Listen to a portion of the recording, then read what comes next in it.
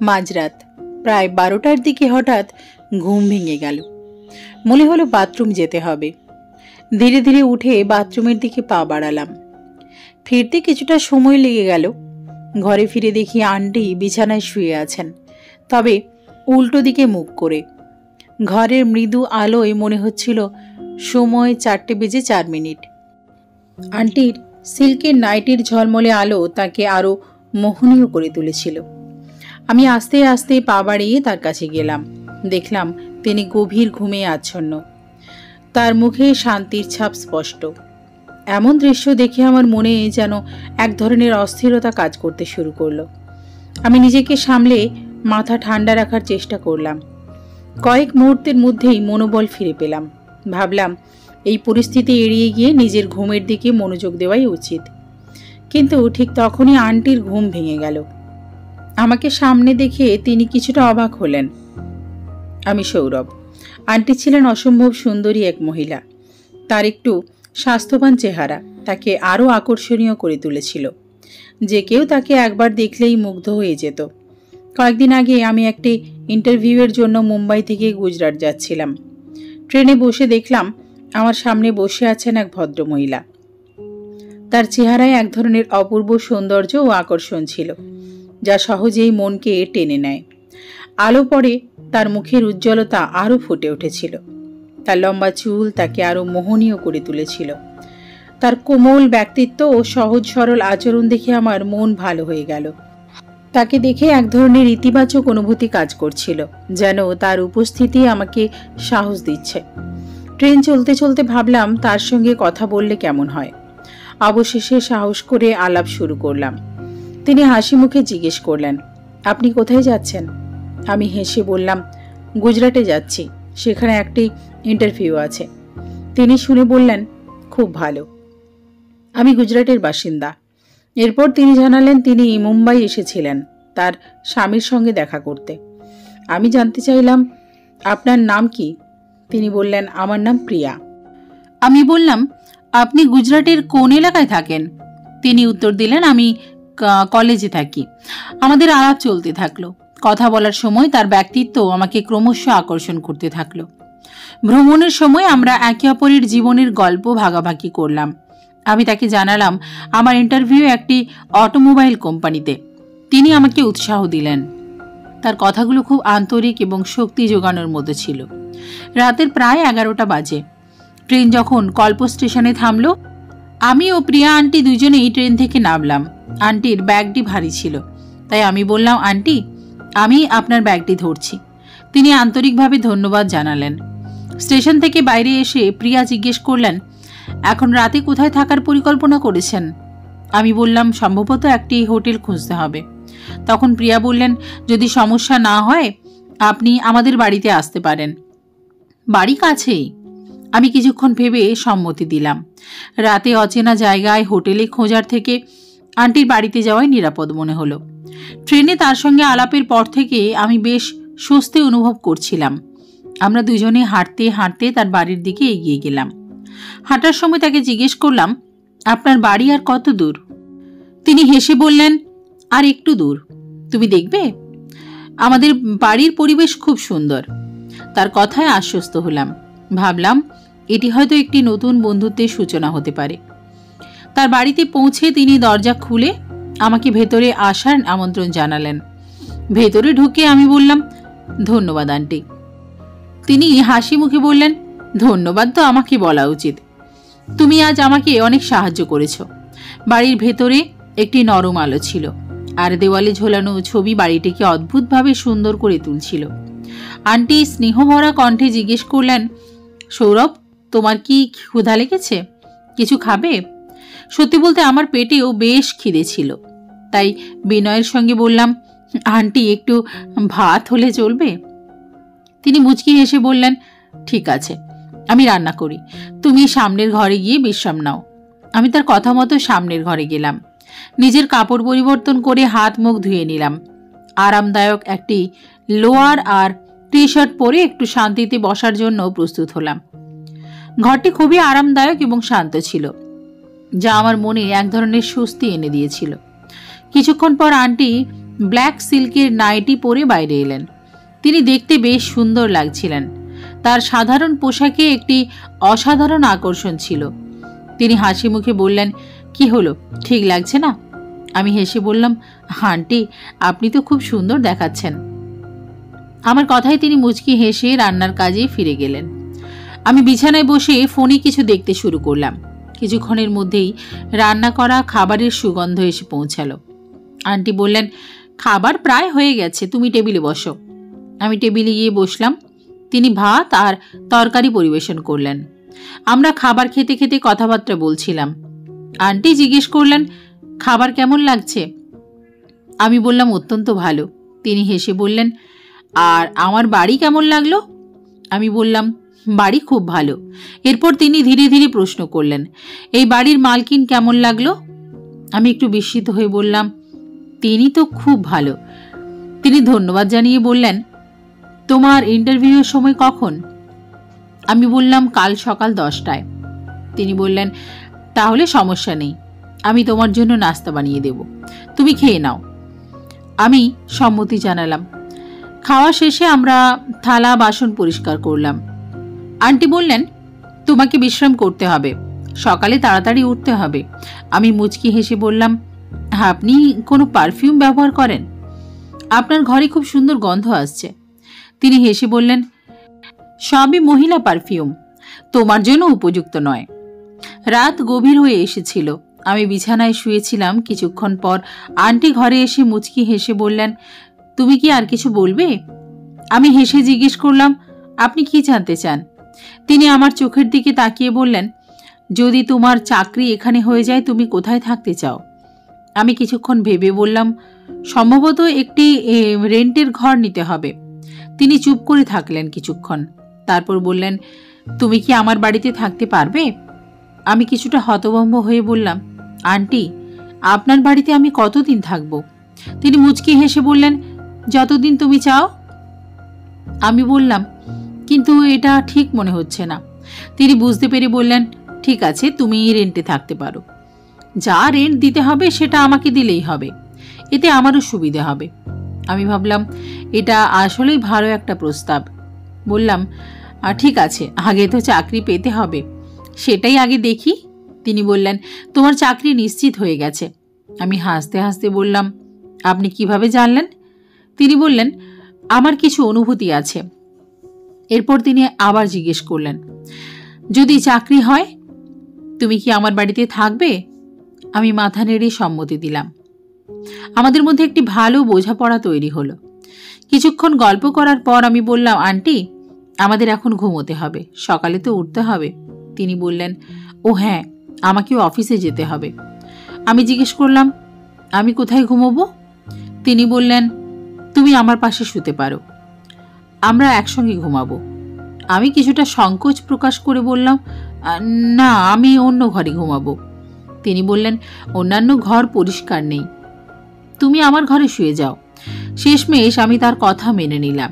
তার কাছে একটি বিছানা চাইলাম, কিন্তু তিনি আমাকে নিচে বিছানা পেতে শোয়ার অনুমতি দিলেন না। তিনি নিজেই আমার হাত ধরে বিছানায় শুইয়ে দিলেন। ধীরে ধীরে ঘরের পরিবেশ শান্ত হয়ে গেল।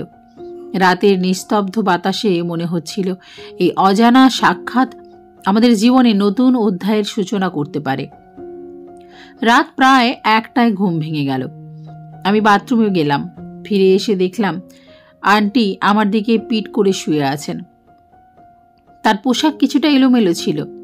এটি দেখে আমার মনে অস্থিরতা কাজ করছিল, কিন্তু আমি নিজেকে নিয়ন্ত্রণে রেখে আবার শুয়ে পড়লাম। সকালে আন্টি আমাকে 7টায় ডেকে দিলেন। তিনি বললেন, ওঠো, 1 কাপ চা খেয়ে নাও।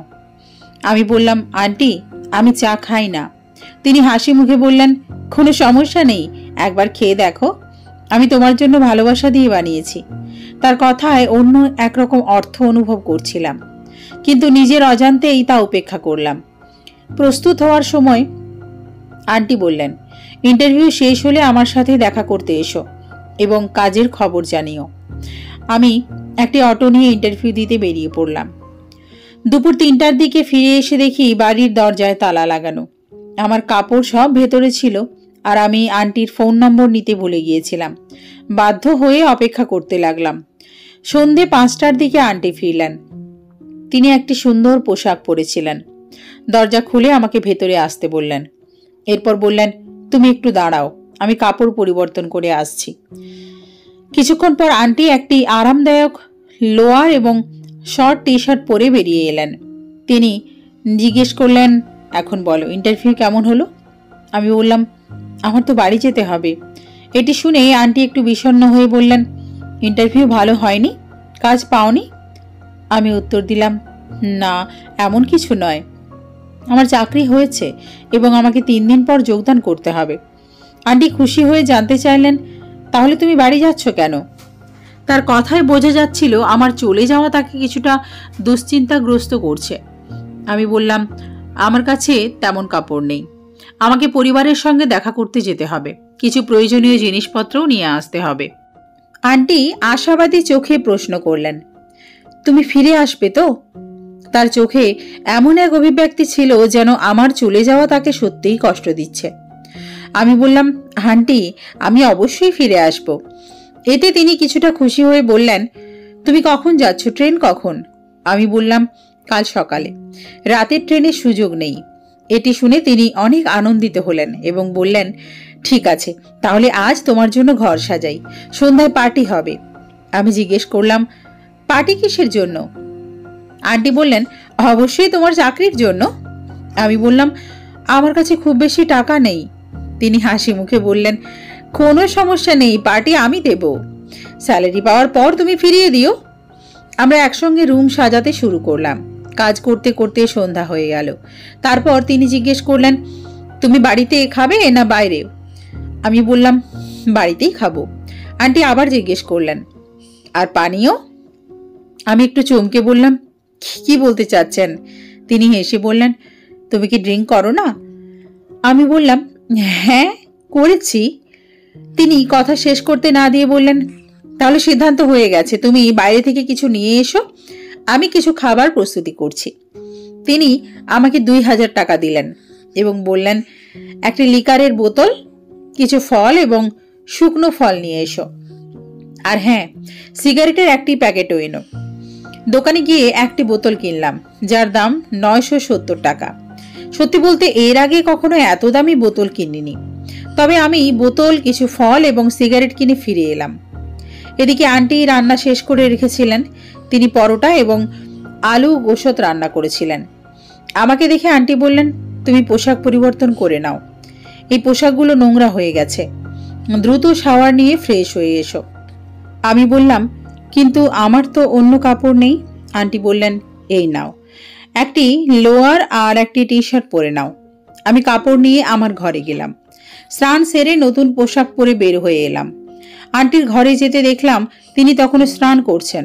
আমি তাকে ডাকলাম। তিনি বললেন, তুমি যা আনবে তা নিয়ে এসো, আমি একটু পরে আসছি। তিনি আমাকে পানি আর অন্যান্য জিনিস আনার নির্দেশ দিলেন। আমি সবকিছু প্রস্তুত করে আনলাম। ড্রাই ফ্রুট কেটে প্লেটে সাজালাম। 2 জনের জন্য গ্লাসে পানিও রেখে দিলাম। ড্রয়িং রুমে বসেছিলাম, তখন আন্টি ঘরে ঢুকলেন। আমি তাকিয়ে রইলাম। আন্টি তখন একটি ছোট্ট নিকার আর টপ পরেছিলেন। তার ট্রেন্ডি পোশাক দেখে আমি একদম হতভম্ব হয়ে গেলাম। আন্টি আমার দৃষ্টি বুঝতে পেরে মিষ্টি করে বললেন, কি দেখছো? আমি চোখ সরিয়ে বললাম, কিছু না, শুধু আপনার সৌন্দর্য দেখছিলাম। তিনি হাসতে লাগলেন। সত্যি বলতে তাকে খুব সুন্দর লাগছিল। আমি গ্লাসে পানি ঢালতে শুরু করলাম। আন্টি পাশে বসে গেলেন। তার গায়ে এক অসাধারণ সুগন্ধ ছিল, যা মনকে নাড়া দিচ্ছিল। আমরা একসঙ্গে পানীয় পান করতে শুরু করলাম।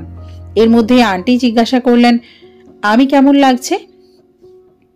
আমি বললাম, সত্যি আন্টি, আপনি খুব ভালো লাগছেন।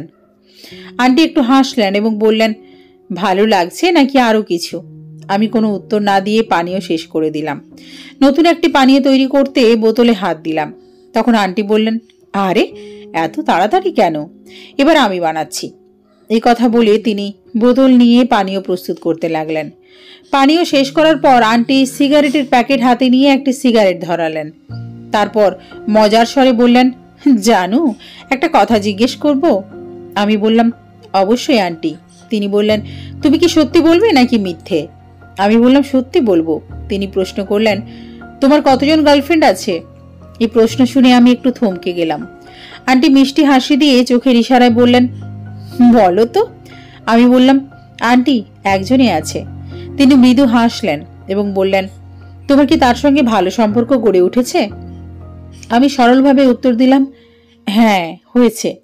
আন্টি আবার জানতে চাইলেন, তোমরা কতবার দেখা করেছো? আমি বললাম, মাত্র 2 বার। আমার কথা শুনে তিনি সিগারেট এগিয়ে দিলেন। আমি সিগারেট হাতে নিয়ে কিছুক্ষণ তার দিকে তাকিয়ে রইলাম। তার চেহারায় যেন এক ধরনের উচ্ছ্বাস ফুটে উঠেছিল। আন্টি হঠাৎ একটু এগিয়ে এসে হাসি মুখে বললেন, কেন এমনভাবে তাকিয়ে আছো? কি ভাবছো? আমি মৃদু হাসি দিয়ে চুপ করে রইলাম। সেই মুহূর্তটা ছিল শান্ত এবং গভীর। কথার বাইরেও কিছু অনুভূতি প্রকাশ পাচ্ছিল। তিনি আবার বললেন, বলো তো জানু, কি ভাবছো? আমার কসম।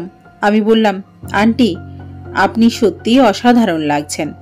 তিনি হাসতে হাসতে বললেন, এটা তো আমি জানি, কিন্তু তুমি কি জানো? তোমার আঙ্কেল আমাকে এমন কথাই বলতেন। তিনি মিষ্টি হাসি দিয়ে বললেন, আচ্ছা তুমি জানো তোমার আঙ্কেল এখানে কেন থাকেন না? আমি বললাম, আঙ্কেল তো মুম্বাইয়ে কাজ করেন, আর আপনার চাকরি এখানে, তাই আপনাদের আলাদা থাকতে হয়। তবে সুযোগ পেলে তো দেখা হয়। আন্টি বললেন, তোমার গার্লফ্রেন্ডের সাথে কিভাবে দেখা করো? আমি বললাম, যখনই সুযোগ পাই তখন দেখা করি। এভাবে কথা বলতে বলতে আমাদের গ্লাস খালি হয়ে গেল। আন্টি আবার বোতল নিয়ে নতুন করে পানীয় বানাতে শুরু করলেন। আমরা আবারও পানীয় পান করলাম।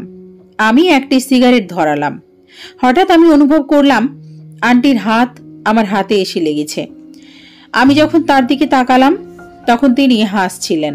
এরপর তিনি আমার হাত থেকে সিগারেট নিয়ে বললেন, তুমি আমাকে খুব ভালো লাগতে শুরু করেছ।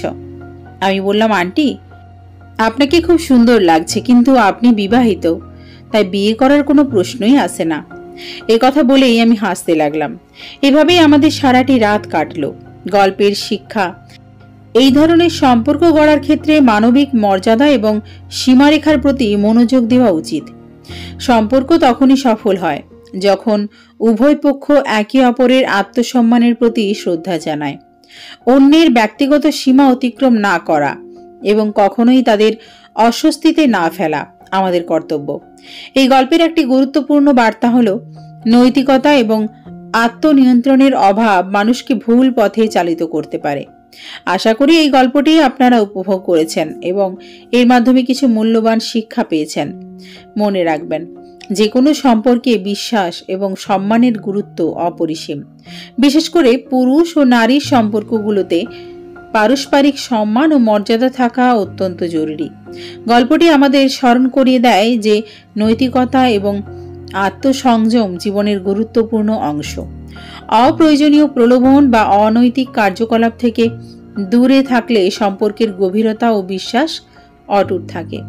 জীবনের প্রতিটি ক্ষেত্রে, বিশেষ করে সম্পর্কের ক্ষেত্রে, আমাদের আচরণ ও কথাবার্তায় সতর্ক থাকা উচিত, যাতে অন্য কেউ অস্বস্তিতে না পড়ে।